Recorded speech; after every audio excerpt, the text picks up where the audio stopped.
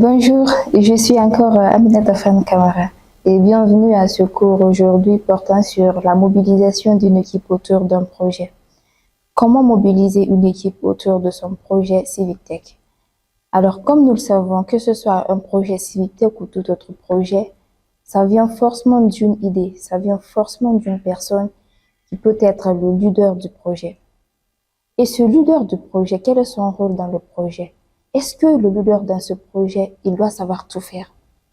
C'est une idée assez courante de dire que le leader, c'est finalement celui qui démarre son projet, qui doit être un petit peu le couteau suisse. C'est quelqu'un qui doit être capable à la fois de pitcher à des clients, à des investisseurs, tout en étant en back-office, à développer de nouvelles applications en question ou en postant sur Facebook pour communiquer autour de son projet. Alors, autant au début, cela peut être faisable. Mais au fur du temps, on voit que ça peut rester très amateur. Mais très vite aussi, on se rend compte que ce leader a des limites. Donc, un leader ne peut pas être expert dans tous les domaines pour monter son projet. Et très vite, il sera débordé par toutes les tâches. Et du coup, c'est là qu'il y a une compétence essentielle qu'il faut vite apparaître. Donc, c'est celle de savoir bien s'entourer. Et là, pour le coup, il y a une définition du leader ou de la manière de recruter, du moins qui inspire beaucoup de personnes. Celle de Guy Kawasaki, par exemple, qui est le numéro 2 d'un de ses anciens numéros d'Apple, qui est devenu vraiment un business angel. Donc, qui définit ces deux types de leaders. Il prend exemple sur deux grands types de leaders. Un premier leader de type B. Donc, le leader de type B, c'est le leader qui a tendance à recruter des profils qui sont inférieurs, c'est-à-dire des personnes moins performantes que lui. Donc, il va des personnes de type C, de type D ou de type E, etc. Parce que ce leader a peur qu'on ne pique sa place. Donc, il va vers des profils plus bas et a tendance à ramener son projet au plus bas de l'échelle. Et alors qu'au contraire, il y a un autre leader de type A. Et ce leader de type A, qu'est-ce qu'il va faire lui au contraire? Il va recruter des profils A+, ou A2+, voire même A3+. Ce leader n'a pas peur de recruter des talents. Il n'a pas peur de recruter des personnes qui peuvent être meilleures que lui dans leur domaine d'expertise. Et donc, de le positionner comme un peu plus comme un chef d'orchestre pour mettre la musique et tirer le projet vers le plus haut que possible. Une fois qu'on se pose la question, qu'est-ce que le leader doit faire? Maintenant, on est unanime que le leader ne peut pas tout faire dans un projet Civic Tech. Donc, quelles sont les compétences nécessaires pour piloter une initiative Civic Tech? Généralement, il y aurait trois grandes compétences. La première, c'est de savoir déterminer des opportunités. Et cela implique de bien connaître l'écosystème local, de connaître les différentes problématiques citoyennes. À partir de là, c'est d'identifier les problèmes, donc les besoins qui pourraient devenir des opportunités. Savoir identifier ces opportunités, c'est déjà la clé. Ça, c'était la première compétence. Et la deuxième compétence, c'est de se dire, OK, c'est super d'identifier des problèmes ou encore des opportunités, mais il faut être en capacité de développer des solutions adaptées à ces problèmes. Donc, c'est d'avoir l'expertise qui permet de monter un projet de 0 à 1, de partir de rien du tout. Donc, c'est une idée en quelque sorte qui est viable et qui est durable et en même temps qui permet de gérer le projet avec différentes sortes d'équipes. Donc, ça peut être des compétences à la fois techniques ou des compétences managériales. C'est d'avoir l'ensemble de ces compétences-là et de ces expertises-là. Et troisièmement, la troisième grande compétence, qui n'est vraiment pas une compétence au sens pur du terme, c'est la passion. Il faut avoir de la passion pour ce que nous faisons. Il faut avoir de l'amour, donc, pour ce projet-là. Il faut être passionné par la cause qu'il défend. Mais si le leader d'une équipe lui-même, il a du mal de motiver les gens, donc, pour ce coup, en cas de coup dur, il aura du mal à garder le cap et à motiver ses équipes. Et surtout, lui-même, par sa passion, s'il ne devient pas inspirant, s'il n'arrive pas à contaminer les autres autour de lui et à donner envie de rejoindre sa cause, ce ne serait pas vraiment une bonne chose.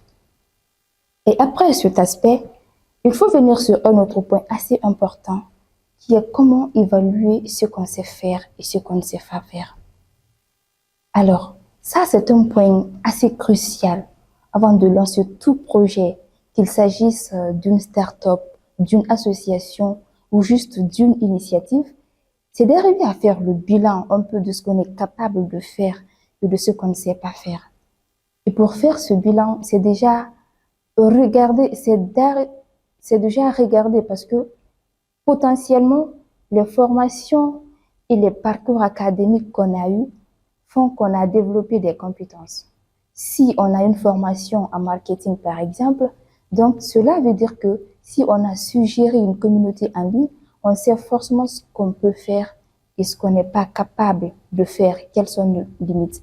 Idem que pour un développeur, une formation plutôt technique d'ingénieur, il sait ce qu'il est capable de faire. Il sait développer des applications mobiles. Il sait quel langage de code il maîtrise et ce qu'il peut faire et ce qu'il ne peut pas faire. Donc déjà, soi-même, il faut faire le bilan de ses compétences et voir quelles sont nos forces et quelles sont nos limites. Et qu'est-ce qu'on arrive à bien faire? Ensuite, on peut peut-être faire appel à d'autres personnes, à d'autres acteurs de l'écosystème autour de soi, à savoir des programmes d'accompagnement comme les incubateurs, des experts ou simplement des mentors qui peuvent aider à faire le bilan, qui peuvent vraiment aider à identifier les points forts, à identifier les parties à améliorer. Donc, ce sont des éléments manquants et justement aider à acquérir ces éléments. Alors, il y a quand même un point important que lorsqu'on porte un projet, lorsqu'on se lance dans ce type d'aventure, c'est que c'est un processus d'apprentissage continu. Et c'est complètement normal de se dire, mais je ne sais pas tout faire. Déjà, oui, il faut trouver des profils adaptés. Il faut trouver des profils, des personnes qui maîtrisent ces compétences et ensuite ne pas avoir peur de tester, d'avoir un esprit un peu d'apprentissage, d'avoir un esprit d'agilité et de faire des petits pas, de voir très rapidement quels sont les résultats et de s'adapter en fonction de ces résultats. Donc, c'est vraiment normal. C'est un peu comme un jeu vidéo. Lancer un nouveau projet, à chaque nouvelle étape, on doit acquérir de nouvelles compétences. Et à partir de ce moment-là, déjà, comment faire pour acquérir ces compétences? Une fois qu'on a ces idées, on se pose une autre question. Comment attirer des bons profils pour un projet quand on ne dispose pas assez de moyens financiers? Et déjà, attirer par le salaire, attirer par la rémunération n'est pas forcément une bonne stratégie. Parce que quand on attire quelqu'un qui n'est intéressé que par l'argent, il suffit que cette personne ait une meilleure offre ailleurs pour qu'elle vous quitte. Donc, pour qu'elle vous abandonne. Stratégiquement, ce n'est pas le plus intéressant pour avoir une équipe motivée. Alors, comment on fait dans ce cas-là? Ce qui pourrait être une bonne option, c'est de chercher des talents qui vibrent pour la même cause que vous, le même combat que vous, des personnes qui aient la même vision que vous et les mêmes valeurs que vous. Donc, il faut que ces personnes aient envie de rejoindre votre projet parce que ça a du sens. Et ce sont ces candidats-là qu'il est important d'aller chercher.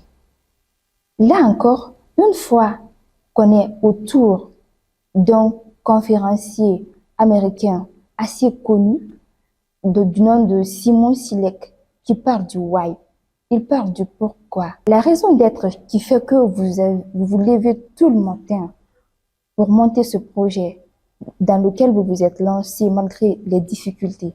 Donc là, c'est important d'avoir un pourquoi. C'est important d'avoir un pourquoi extrêmement clair et de savoir communiquer autour. Du coup, c'est d'être inspirant et de donner envie à ces personnes-là de rejoindre votre pourquoi. Et quelles sont des questions à se poser quand on est face à une personne? Comment on peut comprendre que cette personne-là a la même vision que nous? Déjà, il y a pas mal de questions à se poser. Et pour commencer, quels sont mes objectifs? Très bien, j'ai une vision, c'est bien. J'ai une destination finale. J'ai défini ma mission. Donc, la feuille de route est plus opérationnelle. Mais cette mission-là se décline en objectifs clés et en étapes à atteindre. Quels sont d'abord les objectifs que je dois atteindre? Et pour atteindre ces objectifs, quelles sont les choses dont j'ai besoin et est-ce que réellement c'est de recruter? Parce que parfois, on peut dire, OK, j'externalise, je demande à une structure qui existe, à une structure qui fait déjà ça très bien, de faire pour moi ou d'essayer d'automatiser des processus ou d'acheter des logiciels pour faire quelque chose qu'avant on faisait à la main. Ou tout simplement d'avoir un membre de l'équipe qui n'est peut-être pas assez mobilisé à 100% dans son temps et de se dire, bien, tiens, toi, je vais te confier une tâche supplémentaire. Donc, est-ce que recruter se justifie? Est-ce que j'ai le temps et le moyen à dédier à de nouvelles recrues? Et si oui, à ce moment-là, quel profil et pour faire quoi exactement? En quoi ce nouveau recrutement-là va apporter de la valeur à la structure ou au projet et lui permettre de passer à une étape supérieure? Donc, a quand même beaucoup de questions à se poser avant de recruter et pour justifier si oui ou non on a réellement besoin ou vraiment on a les moyens suffisants pour passer à l'étape supérieure. Une fois cette étape, une fois avoir trouvé des solutions ou des réponses à ces questions, on vient à une autre partie qui est quels sont les risques en cas de recrutement. Alors oui, on peut dramatiser en se disant bien sûr c'est une catastrophe ou un mauvais recrutement. Ce qu'on dit très souvent, il faut très vite se séparer de la personne qui est négative pour la structure. L'exemple de la barque, c'est-à-dire le lancement d'un nouveau projet. Lancer une start-up initiative, c'est comme monter tous ensemble dans le même bateau pour ramer tous ensemble dans la même direction. Donc, il suffit qu'il y ait un membre qui ne rame pas, voire pire, qui va dans le sens contraire. Ça crée forcément des tensions et beaucoup de pertes de temps et d'énergie. On se concentre sur des erreurs à réparer plutôt que sur la valeur qu'on souhaite créer. Et ce n'est pas absolument viable pour l'embarcation qui n'avance pas.